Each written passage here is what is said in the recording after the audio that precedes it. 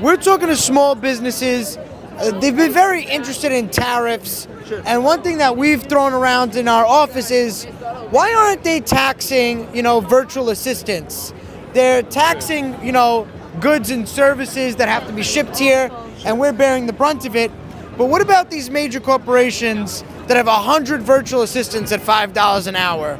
How do you feel about stuff like that?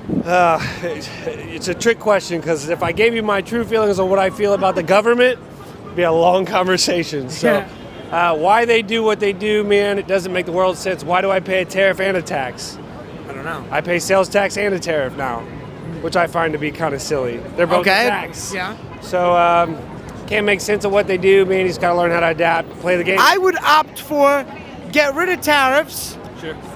Tax anybody who's like a medical company that has 100 employees overseas at $5 an hour. I do agree. I mean, there should be something. It's not just goods and services that we buy and sell. Yeah. We do sell a service as far as customer service.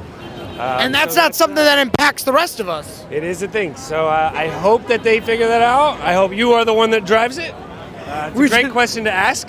I am not the guy that has the answer, though. What do you think small businesses could do to compete? Because obviously, it's tough, man. That's my biggest argument right now. If I'm a big guy, I can pull a lever and jump over the pond. It's no problem, and they have the money. So if you're the bigger guy and you can do that, you're gonna do okay. It's probably not gonna be an ideal situation, but you'll do good. What do you help small businesses do? What's that? You said you work with small businesses, or you're a small business? Yeah, we're a small business. So we do HVAC services of all kinds. So from financing to the product itself. So tariffs are a very big portion of what we do, and what I do specifically is to... Oh, so it's affecting you right now? Absolutely. Okay. You haven't seen it as the consumer yet, but it's coming. Price increases are coming through, eventually. So hopefully they figure it all out, man, and it calms down and everybody just kind of gets back on the same page. So this is either going to go one really good way or one really bad way. So it's either going to be the best thing ever or probably the worst. So we'll see. One thing that's definitely a big issue with tariffs is, even though they're saying, okay, we want to bring manufacturing back to America, it's going to take 12, 24 months for that to even be possible, which means we as the consumer all have to bear the brunt of this experiment where... And I understand the spirit of it, and I agree with the spirit of it, but I feel like, why if I miss a credit card payment, is somebody overseas calling me, they have my social security number, why isn't it a college graduate who's in $80,000 of debt, Yeah, no, I agree, man. It's, what the old saying is... Because that's not even a good... Manufacturing, if I wanted to move, the locations in which you want me to move or which would be most economical are not ready for that. There's nobody that makes a thermostat in Mexico, not necessarily, right? Yeah. The Lord made the world, and everything else is made in China, right? So that's the old saying. So once the market catches up, and people can do, but it's 2 years away minimum. You have to build a plant, get everything started, hire people, train them. You can't do that in 2 or 3 months. Yeah, and listen, just because obviously it's affecting you specifically right now. And we were just happening out here, and we had conversations with people, and they had an emotional response when we had said something like, hey, there's overseas foreign employees being paid a third of what you'd have to pay an American worker, and it's not a good, it's not a physical product, it's them on the phone. So we don't need them for that. We should have more Americans doing that.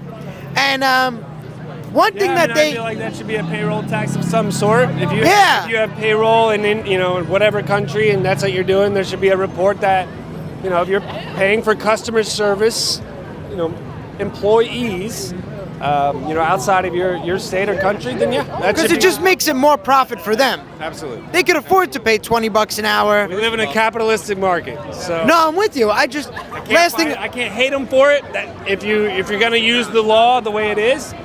They're doing what they can do. We would have preferred that they tariffed in a way like we're describing, where it would have not affected the consumer, but it would have had similar impact. Because we work with businesses all across the country. They don't have the ability to compete with the person who has a 100-man, 200-man call center at that Yeah, price. it's a struggle, man. I mean, it's like I said, if you play by the rules, and so if the law's there and you're able to break it, that's what you do. That's how we build places like this. Yeah. You know, so it's once the government has to get involved and create a program that makes sense, that's not so taxing, and like you said, give that job to the college kid. Yeah. Why is he They're in not- debt. Will that college kid take that job? That's a different argument. Well, if it was $25 an hour. Hey, you might take it. It's Yeah. better than pushing a broom. Let me ask you this too. Last question. How are you using AI to help your business? What are ways that business owners could be using AI right now? So we use AI in multiple ways. So one of the biggest ways is on our sales team. So we have sales managers, directors that you can't coach, teach, and train and oversee everyone. So what we use it for is our sales guys are in the field. They're visiting with a contractor. And they have the conversation, and at the end it kind of explains what you did right, what you did wrong, what are some questions that you missed. So on the sales side, being able to track, my managers can review call logs. It kind of gives it a summary, so you're not going through the whole thing. So we do it a lot in the sales side and trying to streamline our training, our upsell ability, our ability to rebuttal and offer a product to our customers that makes sense for them. So AI is big in that. We do a big portion on the procurement side as well.